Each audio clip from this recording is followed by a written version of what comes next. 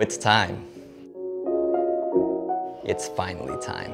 How do you make Ecuadorian Encebollado? Encebollado is one of the most popular Ecuadorian dishes, and we're finally gonna learn how to make one. In this video, I'm gonna tell you what ingredients we use to make it, and of course the process of how to make Encebollado. And at the end, I'm going to explain how to change the texture of the encebollado. So make sure to stick around for that. In order to make this a reality, today we're accompanied by my friend Camila, who was kind enough to show me the whole process of making encebollado, and I'm glad to have her here. So without further ado, let's begin.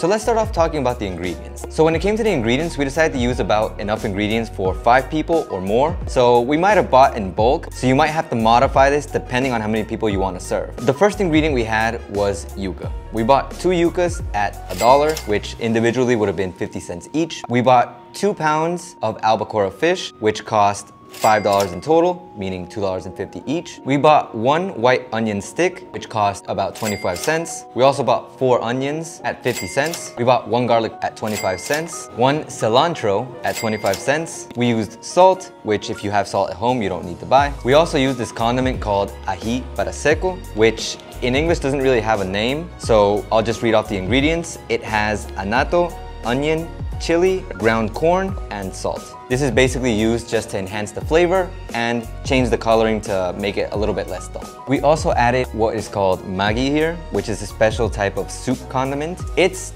generally optional, but if you see that the encebollado is lacking a bit of flavor, you might want to add one of these squares in, or something similar to this in the States, or wherever you're at. We also bought lemons, which are not used in the encebollado itself while preparing it, but you do use them after, so it's recommended to buy a few. We also bought 3 bags of chifle, which you could also buy more, you could buy less, depending on how much you want to eat. And each bag of chifle costs $1, unless you buy smaller bags, you can buy them at 50 cents as well. And the total price of all these ingredients was $11.25. Once again, if you need to modify your encebollado to make a little bit less because you have less people to serve, then obviously you're going to spend less as well. And at the same time, if you need to make more because you have more people to serve, then obviously it's going to cost you a bit more than that. So now let's get into how to prepare the encebollado. In order to prepare the encebollado, we have a few steps. The first step is to make sure to prepare your ingredients. There's a ton of ingredients here, so you want to make sure you have them all prepared beforehand in order to make the process a little bit easier. The first thing you want to prepare, which is probably one of the hardest things to prepare, is the yuca, which also known as cassava. You're going to want to chop it up into little pieces, little squares, in order to make it easier to soften when you're boiling the water. In a big pot, you're going to want to put in 2 liters of water and start boiling it. This is obviously going to depend on how many encebollados you want to serve. You want to serve more encebollados, you're going to need more water. You want to serve less, obviously you're going to need less water. Once you have the little chopped pieces of yuca, cassava, you're going to want to put that inside the pot and boil it. Then you're going to crush some garlic with some salt, and then you're going to add it into the pot. After that, you're also going to add some salt, depending on how much you like. Then you're going to add half a chopped onion, and you're also going to add half of the onion stick. And after that, you're also going to add a small part of cilantro inside of the pot. Then you're going to put the lid on the pot, and you're going to wait until the yuca is cooked. Then moving on to step 2, you're going to want to cut the fish into big pieces. Then you're going to add 3/4 of a liter of water into a smaller pot, and you're also going to add half of the white onion stick, and you're going to add garlic and salt, depending on how much you would like. Then you put the fish inside of this smaller pot, and you're going to let it boil until the fish is cooked. And once the fish is cooked, you're going to separate it and wait for it to get cold, because if you try to pick it apart while it's hot, obviously you're going to burn your hands. Also, make sure you don't throw away the water, because you're going to use that later on in the bigger pot. Step 3, once your yuca is cooked,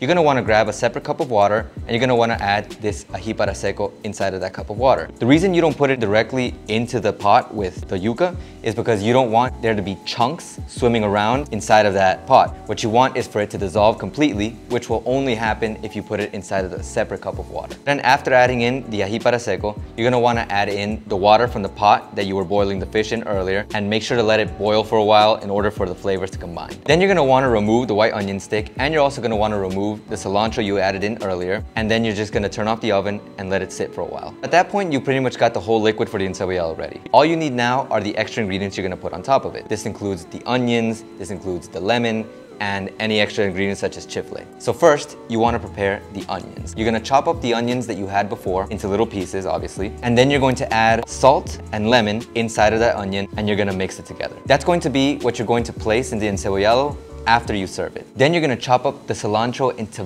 very, very small pieces. And you're also going to add that in after serving your encebollado. And then you're pretty much good to go. You're going to serve the encebollado, you're gonna add in those extra ingredients, and everything's set. This whole process takes about an hour, maybe a little more, maybe a little less. And once you're done, you'll be able to serve around 10 dishes of encebollado. Of course, using the amount that we bought at the beginning. And as an added bonus, if you wanna change the texture of your encebollado, maybe make it a little bit thicker, kind of like Antonio's ex, what you're gonna wanna do is you're gonna wanna add in liquefied yuca. Basically, you just liquefy the yuca, and once you finish preparing the encebollado the way that we explained it in the video, you're gonna add it in and let it sit for a while in order to make it a bit thicker. That's it, you guys. I hope you are able to make this encebollado, and if you do make this encebollado, please make sure to leave a comment down below. Let my friend Camila know if it was good or if it was bad. Tell her it's good. And let me know if there's any other foods you'd like to see us make over here. And if you're not interested in making encebollado yourself, you could always buy the can, which I reviewed with my friend Antonio in the video over here. Or if you're not interested in making your own encebollado or buying the can,